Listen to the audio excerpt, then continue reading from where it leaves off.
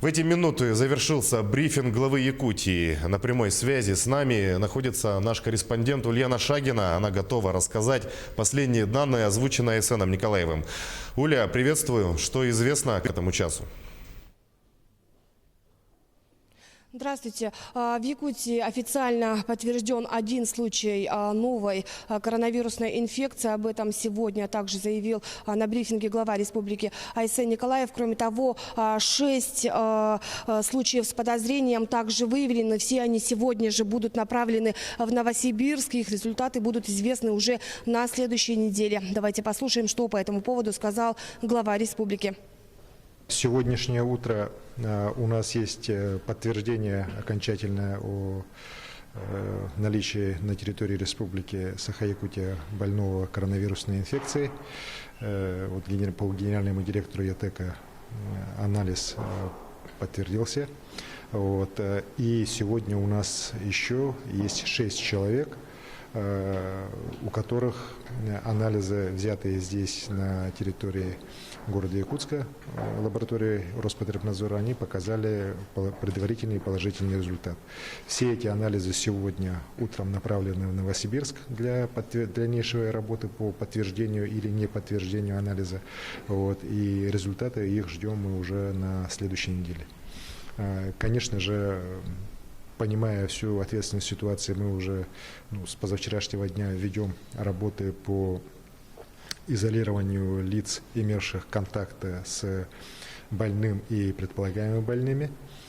Хочу сказать, что в WhatsApp, к сожалению, опять же, распространяют недостоверную информацию о том, что вот некоторые из лиц с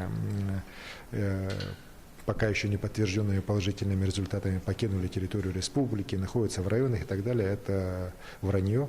Все эти лица находятся уже в больнице на строгом карантинном режиме, и уже сегодня многие проходят курс лечения.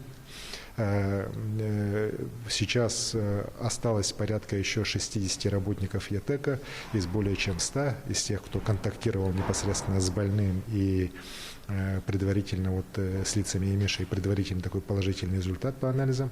Вот эти 60, я думаю, что в течение сегодняшнего дня или сами обратятся в органы здравоохранения, или уже наши бригады медицинские смогут на них выйти, и они тоже будут помещены не в больницу, а в обсерватор, где уже в дальнейшем пройдет их тестирование и проведение анализов на наличие и неналичие предварительно коронавирусной инфекции.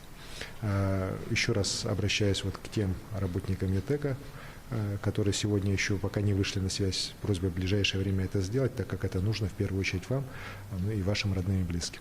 Потому что ситуация, еще раз говорю, она вызывает очень серьезные у нас опасения по возможности заражения этих людей от тех лиц, которые сегодня уже подтвержден анализ коронавирусной инфекции или которые могут подтвердиться уже в ближайшее время.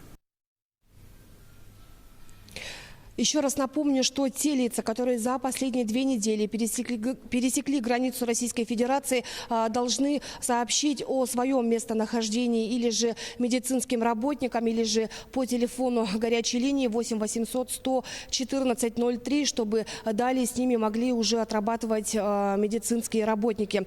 Кроме того, глава напомнил, что оснований для паники нет. Ситуация с коронавирусом находится полностью на контроле. Также у республики нет оснований объявлять режим чрезвычайной ситуации. Сегодня и заболевшие, и подозреваемые все находятся под чутким наблюдением медицинских работников. Нет волнений и по поводу продовольственных товаров и продуктов первой необходимости. Сейчас идет работа по доставке, договариваются, чтобы медицинские маски в ближайшее время уже приехали в республику Саха-Якутия. Также сейчас идет работа по доставке аппаратов искусственной вентиляции легких. Глава республики напомнил, что из-за ажиотажа сейчас проблема это по всей Российской Федерации. Кроме того, компания ЯТЭК перечисляет 50 миллионов рублей. Эти средства также будут израсходованы и на приобретение дезинфицирующих средств, и на приобретение масок. На этот час у меня такая информация. Передаю слово вам, коллеги. Уля, спасибо. С нетерпением будем ждать от тебя свежей информации. А я напомню, Ульяна Шагина в прямом эфире озвучила последние данные по коронавирусу в Якутии.